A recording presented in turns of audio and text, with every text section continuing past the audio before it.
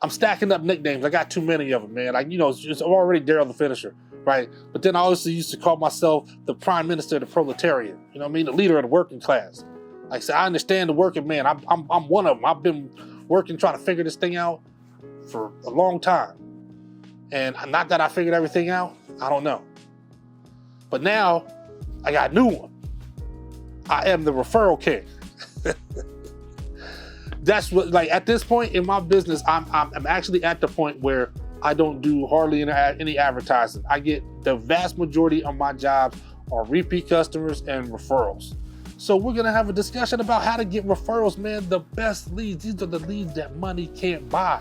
You gotta earn referrals. You know what I'm saying? People just don't do that. It's just like getting a Google review or something. Like, everybody just don't do it just cause. You gotta give them a reason to give you one. In this business, referrals are the top dog way of getting customers, man. And of course, because they don't cost you anything. It's free.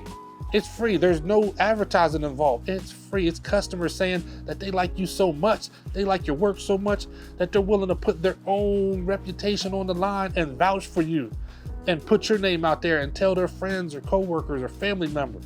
I done been through some whole families where I start working with the daughter family and then end up at mom's house and then over at the sister's house, and then I'm just, it'll just keep going like that if you know how to deal with people.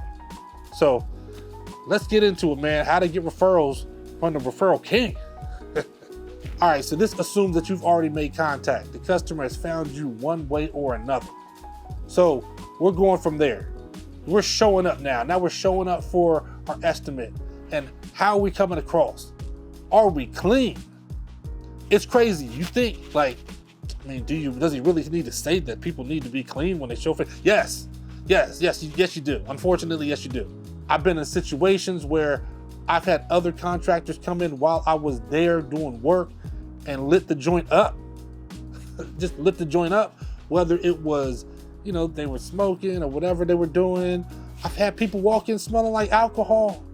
It's just crazy. You think the bare minimum is that you come in, just come correct when you're trying to work with customers, but no, it's just not like that, right? And I've been on the other end of the customer experience. I never had nobody just walk in and just blow my nose off or nothing like that, but I've been around situations like that. Not in my house, but I have been around situations like that with other people's houses, man, and it's crazy. Or I've had customers tell me stories about people walking in and just uncleansed.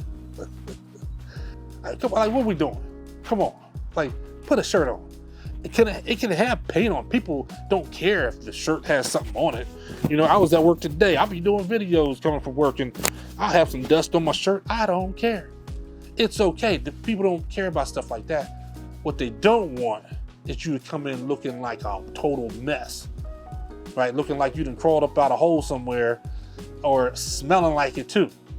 You know how much work people do trying to keep their houses smelling decent? They can have pets and stuff or whatever. Man, they got Glade plugins, be having candles, all sorts of things, man. The little joints that melt. You know what I mean? I don't even know what they're called. Even the little snake and little babies, you know what I'm saying? Like, they got the diaper genie. They don't want to smell their own babies. Why do you think they want to smell you? Just think about that. So that's first thing first, man. Don't be walking to people's house stinking, man. Just clean yourself up. Throw an extra shirt in your truck, man, just in case you get a call, you have to stop somewhere on your way home. Just do yourself a favor. All right, y'all, this might be actually the biggest one. The biggest one out of all of them is, how do you communicate?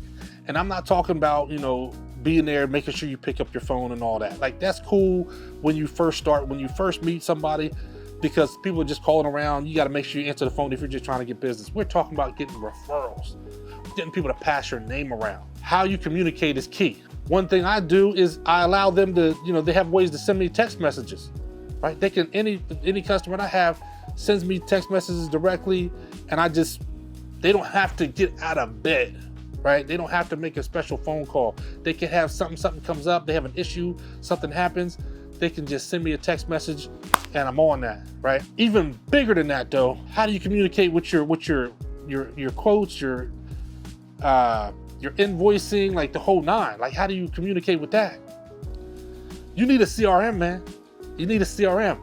And now it's official. Jobber has linked up with the finisher. They've come to the community, man. They've joined us, joined forces. And I'm gonna tell you this, man. It's more important than anything because, you know, say you want to send out a quote, something as simple as this, because I like to look at things on a micro level. We can look at the macro, and I can list 5 million things that Jobber does, because it does a ton of stuff, right? It does a million things. But something as simple as when you're doing a quote, I go to do a quote, right? I can give them an option. So say, I don't know, say somebody wants to get a floor done and they have tile. They want to get LVP flooring or something like that.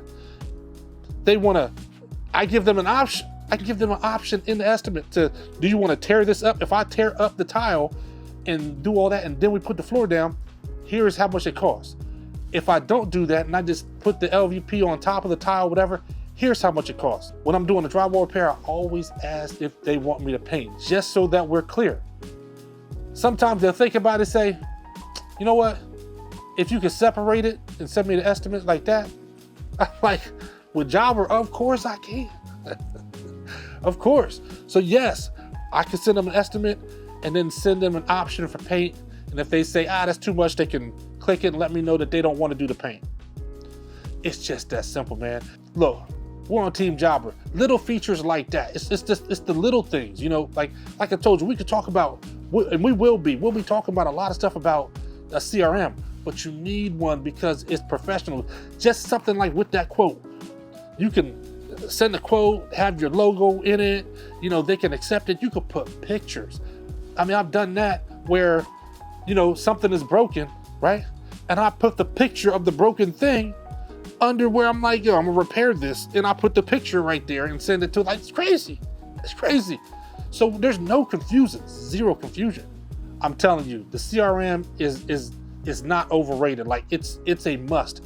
If you want people to just be putting your name out there all the time, and it's because the ease of dealing with you and the professionalism is just top notch. And because of our partnership, they've given me a link.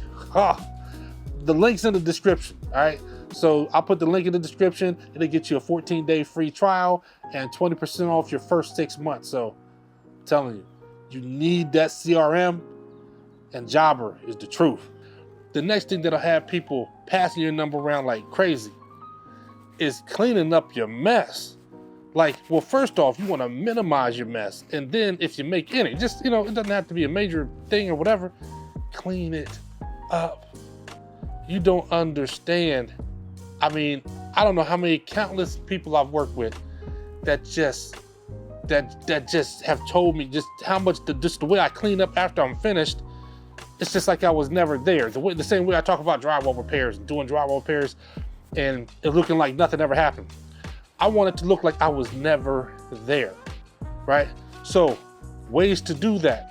Like, you start off minimizing whatever you can. Y'all see me with the dust barrier before, putting plastic around if I'm doing a big drywall repair in an open area in a house, trying as much as I can to use vacuums and different things to minimize the dust. If you do get a little bit of dust or whatever, wiping things down. Like, look, these floors right here, look at this. This is Brazilian teak, right? This is what you call profit erasers. You don't want to scratch these floors, and people worry about things like that. This is why I always have furniture glides, you know? I mean, I always have furniture slides, just a bag of them in my truck at all times, just in case I gotta just slide the furniture around, right? I got, you know, appliance glide. If I'm pulling out dishwashers and stuff, where I can put them on top and slide them out where nothing's gonna get scratched up. You know, hey, if you're going hard, you get you an air sled, you know, and just magically lift up the refrigerator and float it to wherever you want. They make them, man. Like I said, you know, if I did refrigerators all the time, I definitely have one of those things. It just is something as simple as shoe covers. You gotta just have shoe covers. And I carry 2 different kinds of shoe covers. I carry ones for the wet shoe covers and the dry ones. So, you know, if it is raining or my shoes get a little muddy or something like that, I can put the shoe covers on that are waterproof. Like, man, you just don't understand how far that goes for somebody. The fact that you care about their house, and before you even done any work. When I really want to clean up, you know, I keep regular vacuum cleaners because, you know, using a shop vac on a carpet it can be a little tough, man. So I got regular vacuum cleaners that I use, and I got like little Swifters, little dust mops to just go over the floor real quick. None of this stuff takes long, but man, the impact lasts. So that is huge, huge, huge, huge. Clean up, take care of people's houses. I'm telling you, all this little stuff will go a long way. This is the last one I'm gonna go with, and I think it's a good one. Is that because in the trades, right? We know that, I don't know, there's just people that got attitudes, man. Attitudes for no reason. Ain't nobody do nothing to you. You walk in, you know, just you feel like, you know, nobody should ask you any questions, and you get irritated with every little thing the customer says or does, and you just don't put yourself in their shoes. And man, I'm gonna do a whole thing about customer service and, you know, just running the business in an efficient way and dealing with different types of customers. Because that's one thing I can say for me, I'm really good at. I don't know if it's, you know, I got 5 daughters and a wife, so I don't know. Maybe I got extra patience. Maybe I got extreme levels of patience. You know what I'm saying? Like maybe, I don't know. You know, I don't know how you test it, but maybe that's it. I don't know what it is. So for me to get irritated with a customer is just because something's wrong with them. It's never me. I'm never the problem. But you know, for real though, we got a lot of people that just have attitudes, man. Somebody just interested in looking at what they're doing, and then, oh man, this person just followed me around. You do have people like that, but maybe there's a reason for it, right? Maybe they're just curious. You know, there's all sorts of people out there, but you got to learn how to deal with people. You just have conversations. Just have conversation. Just, you know, I don't know. I'm interested.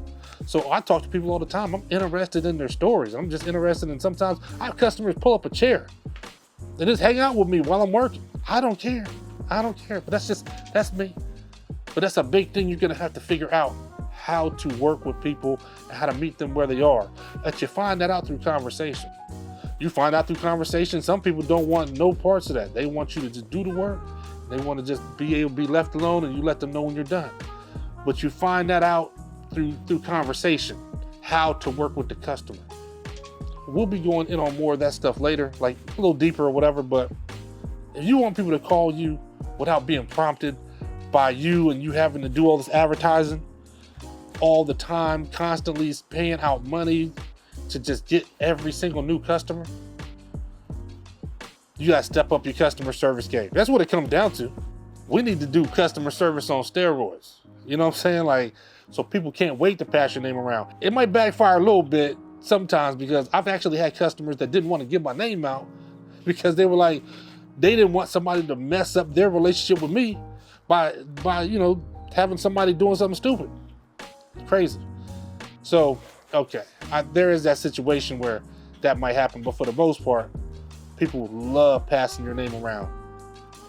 If you're courteous, you're kind, you just do the things that you need to do, you get the job done, of course, in a professional way, and you're just, you know, personable. How hard is it?